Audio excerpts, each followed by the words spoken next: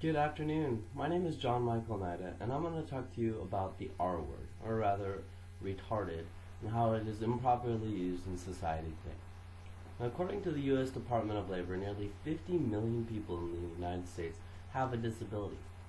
Now, if you do the math, that's almost twice the size of the population of the entire state of Texas.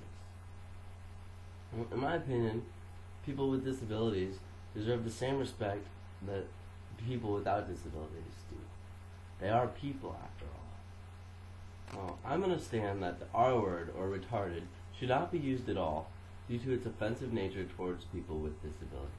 It's outdated. The term has been replaced with the phrase people with disabilities or individuals with disabilities, and it's often illogically used by the person saying it. Well, historically, the term mentally retarded meant an individual had to meet a certain set of cognitive criteria. They had to show impaired cognitive functioning, scoring below a 70 on an IQ test. They had to show deficits in at least 2 adaptive behaviors, meaning that at least 2 of their normal cognitive functioning behaviors had to be adapted to properly succeed, and all of these had to have an onset before the age of 18. Now, this term is often used as a joke by people, putting a negative light on individuals with disabilities. Now, these jokes often don't mean to put a negative light on people with the disability, but they've become so ingrained into our culture that we don't even think about it when we use the word. It's just an instinct to throw out the word retarded when something is stupid, when something isn't what we want it to be, when somebody is acting silly, or we're trying to make a joke. We'll throw out the word retarded and everybody will laugh. But the modern definition of the word retarded is to make slow, to delay the development of progress of, or a slowing down or hindrance of progress. Now, to me, the phrase retarded is a negative phrase that puts a terrible light on individuals with disabilities.